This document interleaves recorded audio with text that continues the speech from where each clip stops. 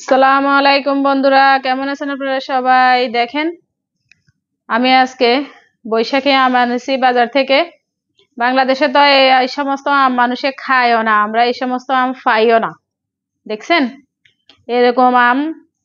এখন যে গরম, প্রচন্ড গরম পড়তেছে, এই গরমে আমি কালকে আম এগুলো আনাইছি বাজার থেকে, আজকেই পেকে গেছে সবগুলা। কি করব বলেন? এখন আমি এগুলাকে ভালো করে ধুয়ে নিয়েছি। আপনারা তো জানেন বৈশাখী আম ভিতরে একটু নরম থাকে, মানে বাড়া এখনো এই কলিটা এখনো শক্ত হয় নাই, কলিটা এখনো নরম আছে। এই আম দিয়ে আচার করতে অনেক মজা, আবার বুড়ো আম দিয়ে আচার করতে আরেক মজা। তাই আমি এগুলা দিয়ে একবার করব, পরে নেক্সট টাইম ইনশাল্লাহ আবার দেখবেন। এই আমগুলাকে আমি এখন ভালো করে ধুয়ে টিস্যু দিয়ে মুছে নিয়েছি। এখন এগুলাকে আমি এভাবে দেখেন, এই যে এভাবে করে একটু ফেলে এগুলাকে দেখছেন, এই যে বৈশাখী আমের এটাই হয়েছে এই বৈশাখী আম। দেখেন বৈশাখী আমের এই যে এই খোসাটা হয়েছে নরম, এগুলা খোসা সহ খেতে অনেক ভালো লাগে। এভাবে এভাবে করে দেখছেন অনেক সুন্দর। এগুলাকে আমি এখন এই যে 4 পিস করে কেটে নেব। এভাবে করে সবগুলাকে কেটে নিব, কেটে এগুলাকে আমি শুকাতে দিব।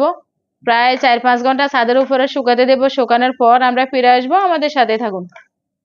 দেখেন বন্ধুরা, আমি যে আমগুলা করে আপনার ধুয়ে কেটে এগুলাকে রোদে শুকাতে দিয়েছি ছাদের উপরে। প্রায় 4 ঘন্টা এগুলা শুকাইছি। দেখেন এগুলা এরকম হয়েছে, একটু পানি টেনে নিছে, জাস্ট একটু পানি টেনে নিছে, সেরকম বেশি শুকায় নাই। 4-5 ঘন্টা শুকাইলে এনাফ, আর দরকার নাই। এখন আমি এগুলাকে কি করব দেখেন, আচার বানানোর জন্য চুলাটা অন করে দেব। এই যে আমি চুলাটা অন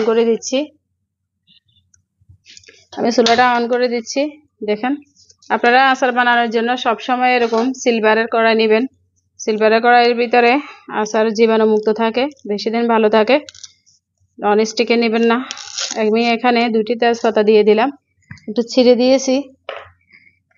তারপরে আমি এখানে সরিষার তেল দিয়ে দিছি। দেখেন যতটুকু আমার লাগবে ঠিক ততটুকু দিয়ে দিছি, কারণ আচার আমরা 1 সপ্তাহ পরে আবার এখানে সরিষার তেল আরো একটু গরম করে দিই, সেজন্য এখন একটু অল্প করে দিলাম। এখানে শুকনো মরিচ দিয়ে দিছি আমি অনেকগুলা, প্রায় 8-10টা শুকনো মরিচ দিয়ে দিছি। তারপরে আমি এখানে রসুনের কোষ দিয়ে দিচ্ছি একটু থেতো করে, 8-10 কোষ রসুনের কোষ দিয়ে দিলাম। এগুলো একটু গরম হোক, আমার তেলটা বেশি গরম হবার আগে আমি এখানে, আপনারা ইচ্ছে করলে চিনি দিয়ে সুগার দিয়ে করতে পারেন, আমি সুগার দিয়ে করব না, আমি আচারটা সবসময় গুড় দিয়ে করি। আমি এখানে গুড় দিয়ে দিছি। দেখেন বন্ধুরা, এই যে আমার আচারগুলা দেখেন, আমার এই যে রসুনগুলা সব যা যা দিছি এগুলা একটু কড়ানো হয়ে গেছে। আমি এখন আমগুলা দিয়ে দিব। আম বানানোর ঘরে আচার হবে, পুরো আচারগুলা দিয়ে এই আমগুলা দিয়ে দিছি। দেখেন আপনি যদি A to Z সবকিছু ফলো করেন, এই বৈশাখী আমগুলা সিস্টেমে এরকম, আপনি পরে যে নেক্সট টাইম যে আমগুলা আসবে ওগুলার আচার হয়েছে আর অন্যরকম সিস্টেম। বৈশাখী আমগুলা এভাবে করলে বেশি দিন ভালো থাকে, অথবা স্বাদ বেড়ে যায়। এইভাবে আমি একটু নেড়ে ছেড়ে দিব। একটু নেড়ে ছেড়ে দেওয়ার পর এখানে আমি দেখেন এখানে অনেকগুলা মশলা নিয়ে আসছি। এখানে আমার সরিষা দানা, আমি 50 গ্রাম সরিষা দানাকে বেটে নিয়েছি পাটায়। তারপরে 2 চা চামচ কাশ্মীরি লাল মরিচের গুঁড়া নিয়েছি। তারপরে 1 চামচ হলুদের গুঁড়া নিয়েছি, 1 চামচ লবণ নিয়েছি। এগুলো আমি সব এখানে দিয়ে দিব। দেখেন এই যে এই মশলাগুলো পুরো সব এখানে দিয়ে দিব। তারপরে আমি এখানে আরো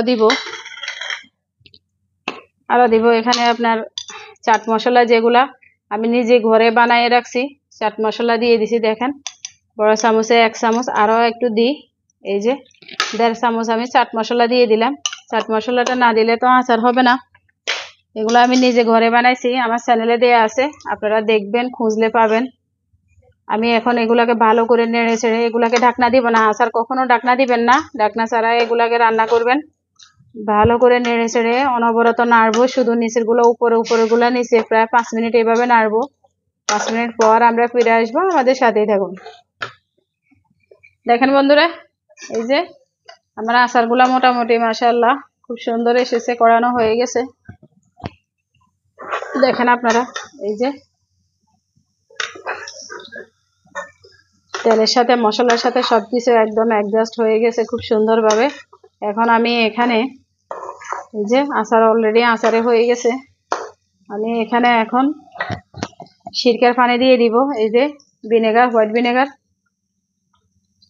ভিনেগার দিয়ে দিব। দেখেন হোয়াইট ভিনেগার দিয়ে দিব, কারণ হোয়াইট ভিনেগার দিবার একটাই উদ্দেশ্য, আপনি বেশি দিন যদি রেখে খেতে চান তাহলে আপনাকে হোয়াইট ভিনেগার দিতে হবে। হোয়াইট ভিনেগার দিলে আপনার আর আচারটা রোদে দেওয়ার কোনো ঝামেলা থাকবে না, রোদে দিতে হবে না। এখন আপনি এটা দিয়ে দিবেন, ম্যাক্সিমাম এটা 2 বছর আপনি রেখে খেতে পারবেন। আমার গত বছরের আচারও আছে, এর আগের বছরের আচারও আছে। এখন আমি সিরকের পানিটা দিয়ে একটু নেড়ে ছেড়ে নিয়েছি। দেখেন আমি আরো এটাকে 10 মিনিট জাল করব। 10 মিনিট জাল করার পর আমরা ফিরে আসবো, আমাদের সাথে থাকুন। দেখেন বন্ধুরা, মাশাআল্লাহ, এই যে আমার আচারটা পুরোপুরি হয়ে গেছে, পুরোপুরি লেভেলে হয়ে গেছে। দেখেন এই নিশ্চয়ই আপনারা দেখতে পাচ্ছেন। অনেক গরম তো, বাংলাদেশেও গরম, এদেশেও প্রচুর গরম পড়ছে। আপনার চুলার ভিতরে আসা কোনো কাজ করা মুশকিল হয়ে যাচ্ছে। তারপরে যদি আপনারা পুরো ভিডিওটা দেখেন তাহলে একটু কষ্টটা লাঘব হবে। যারা আমাদের চ্যানেলে নতুন জয়েন করেছেন, আমাদের চ্যানেলটা প্লিজ দয়া করে সাবস্ক্রাইব করে আমাদের পাশে থাকবেন। নতুন নতুন ভিডিও পেতে বেলটা অন করে দেবেন। দেখেন বন্ধুরা, আমার আচারটা হয়ে গেছে একদম বরাবর। দেখেন অল্প উপকরণে অল্প সময়ে আপনি খুব মজা করে আচারটা খেতে পারবেন। দেখেন আমি বলবো, যখন সার্ভ করবো তখন বলবো আপনার আচারটাতে আপনি স্বাদ বাড়াবেন কিভাবে সেটা। দেখেন মোটামুটি হয়ে গেছে। আমি এখন এটাকে চুলাটা অফ করে দেব, অফ করে 1 ঘন্টা ঠান্ডা করবো। 1 ঘন্টা পর আমরা সার্ভ করে আপনাদেরকে দেখাবো, আমাদের সাথেই থাকুন। বন্ধুরা, আমার আচারগুলো ঠান্ডা হয়ে গেছে। এই যে আমি একটা নতুন সার্ভিং ডিশ নিয়েছি, নতুন সার্ভিং ডিশের ভিতরে রাখবো এটাকে, কারণ এটা যেন জীবাণুমুক্ত থাকে। তাছাড়া এই আচারের ভিতরে যেন কোনো পানি না লাগে। আমি এই যে দেখেন একটা সার্ভিং ডিশ নিয়েছি, এটার ভিতরে রাখবো। আপনি এটার ভিতরে রাখলে ইচ্ছা, বয়মে রাখলে ইচ্ছা। আমি আচারগুলা নর্মালি এটার ভিতরে রাখি, আমার কাছে ভালো লাগে। এর এক ধরনের মগ সিস্টেম। এটাকে আমি এখন টিস্যু পেপার দিয়ে মুছে নিব, এরপর আমি এটার ভিতরে সার্ভ করব। এই যে দেখেন আমি এটার ভিতরে সার্ভ করবো। আপনারাও এটার ভিতরে এরকম কিছু একটা ফ্রেশ কিছু একটার ভিতরে সার্ভ করবেন, যেটাই সব বয়ম হোক অথবা মগ হোক। আমার কাছে মগগুলো ভালো লাগে তাই আমি এটার ভিতরে করি।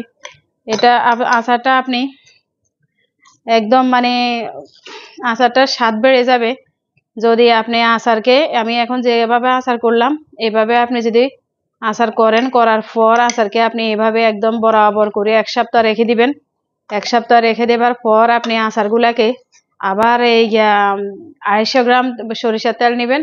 250 গ্রাম সরিষার তেল নিয়ে এরপর 250 গ্রাম সরিষার তেলটা ভালো করে গরম করবেন একটা শুকনা মরিচ আর 1 কোষ রসুনের কোষ দিয়ে গরম করে এরপর আপনি আচারগুলাকে আবার 10 মিনিট কড়াবেন।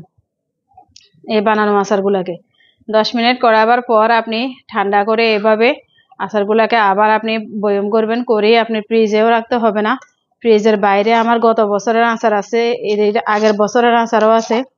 আপনি এভাবে আপনি ম্যাক্সিমাম 2 বছর এই আচারগুলাকে আপনি সংরক্ষণ করে খেতে পারবেন।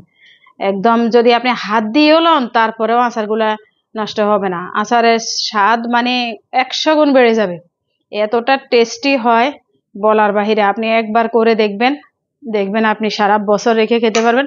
রোদেও দিতে হবে না, কোনো কিছু করতে হবে না, রোদে দেওয়ার ঝামেলা ছাড়াই একদম খুব সুন্দরভাবে। দেখেন আচারগুলো আমার বানানো হয়ে গেছে।